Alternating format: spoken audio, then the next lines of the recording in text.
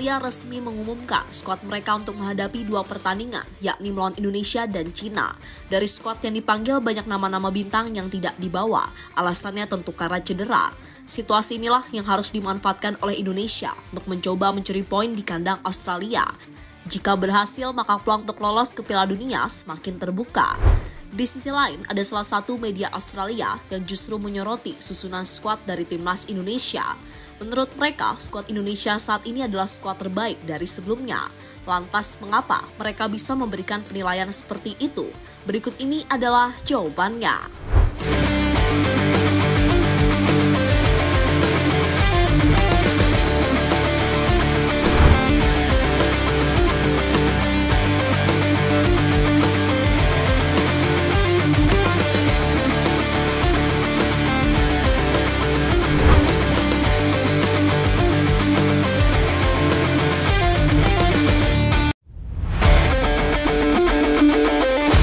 Ya, setelah dinantikan banyak orang, Tony Popovich akhirnya resmi mengumumkan skuad Australia. Dari nama-nama yang dipanggil ada beberapa yang pastinya tidak asing di telinga fans Indonesia. Di posisi kiper tentu ada Matthew Ryan, kiper yang sebelumnya pernah bermain di Premier League. Kemudian di posisi back ada Cameron Burgess, pemain yang saat ini bermain bersama Ipswich Town. Lanjut di posisi gelandang dan penyerang ada nama seperti Jackson Irvine, Kusini Yengi, dan Craig Goodwin. Nama-nama itulah yang diprediksi bakal diandalkan oleh Tony Popovich untuk membungkam timnas Indonesia.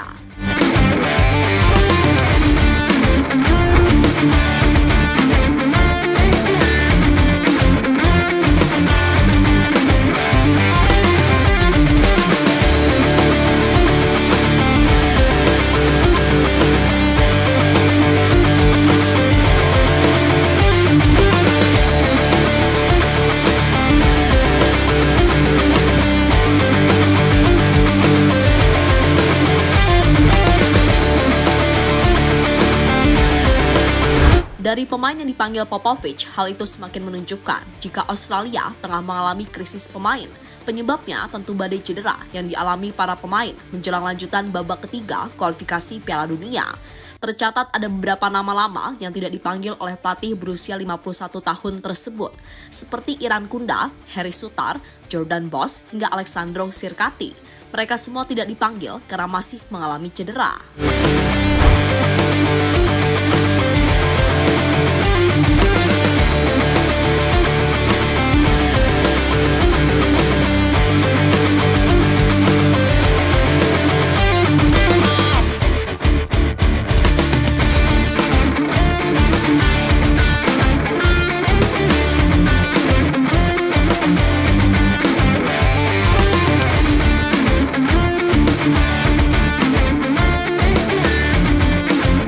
Kekhawatiran media Australia soal kekuatan Indonesia.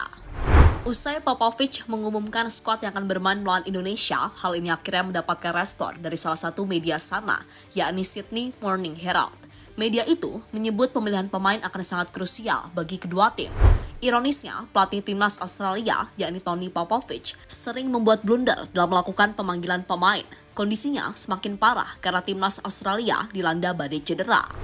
Pemilihan pemain akan menentukan peluang timnas Australia ke Piala Dunia. Untuk menjadi 48 peserta Piala Dunia 2026, Australia wajib menyapu bersih 6 poin yang tersedia bulan ini, yakni saat bertemu timnas Indonesia dan Cina. Badai cedera tentunya membuat kondisi semakin sulit. Tony Popovich membuat beberapa kesalahan pemanggilan dalam masa 6 bulan jabatannya, sehingga membaca pikirannya tidaklah mudah, ungkap Sydney Morning Herald pada artikelnya.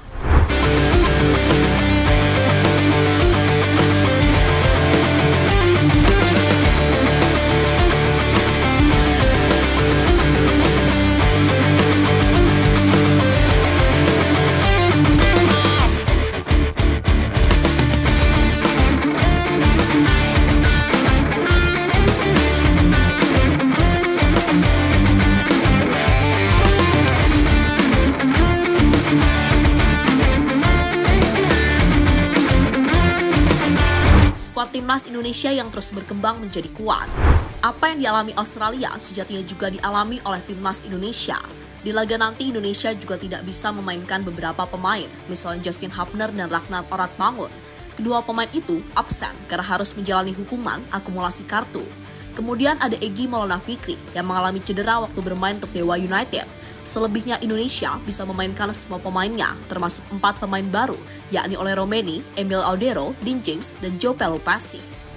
Hal itulah yang kini membuat media Australia was-was, karena menurut mereka ini adalah skuad Indonesia terbaik dalam sejarah. Bahkan harga market value-nya hampir menyamai harga market dari timnas Australia. Saat ini dengan ketambahan MLS, maka market value dari timnas Indonesia menjadi 650 miliar. Nilai itu adalah rekor tertinggi dalam sejarah timnas Garuda, sementara nilai pasar Australia cuma berbeda sedikit, yakni sekitar 670 miliar. Nilai itu belum dikurangi pemain-pemain Australia yang tidak ikut karena cedera.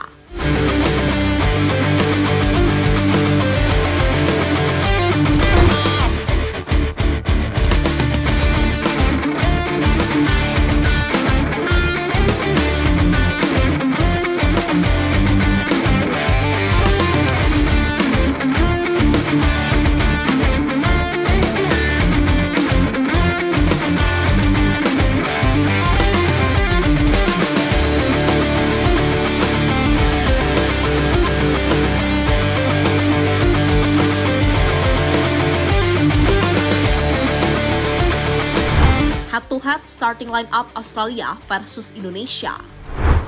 Berhubung kedua tim sudah mengumumkan skuadnya, kali ini menarik membahas head-to-head antara pemain di setiap posisinya. Untuk kiper, Matthew Ryan akan adu head-to-head dengan Martin Paes. Bisa saja Paes diganti oleh Emil Audero yang sebelumnya pernah satu liga dengan Ryan di Liga Italia. Untuk posisi bek tengah, Cameron Burgess tentu masih akan menjadi andalan. Di sisi lain, timnas Indonesia juga tidak mau kalah karena mereka memiliki Jay Itzes, pemain yang saat ini bermain di Venezia. Sementara di posisi gelandang, Elskena Irvine bakal head-to-head dengan Tom Haye. Kedua pemain tersebut diprediksi bakal menjadi pusat dari permainan kedua tim. Dan terakhir di posisi penyerang, Craig Goodwin akan adu head-to-head dengan Ole Romeni. Khusus Romeni, laga melawan Australia diprediksi bakal menjadi laga debutnya usai resmi menjadi WNI.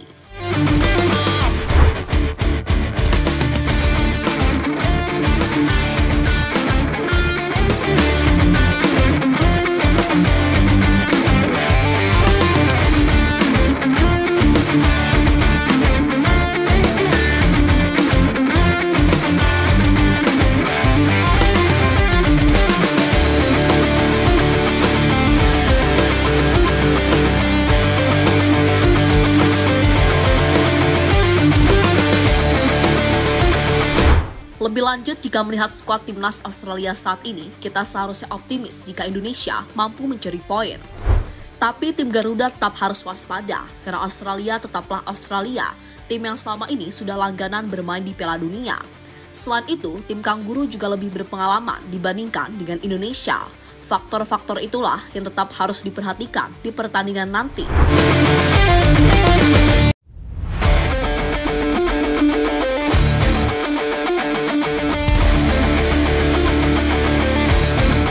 Kini tinggal beberapa hari lagi laga antara Australia melawan Indonesia dimulai.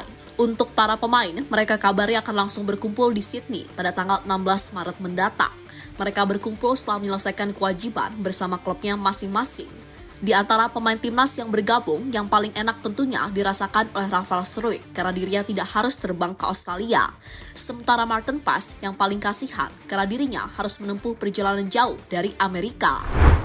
Jadi itulah cerita menjelang pertemuan antara Australia melawan Indonesia di babak ketiga kualifikasi Piala Dunia.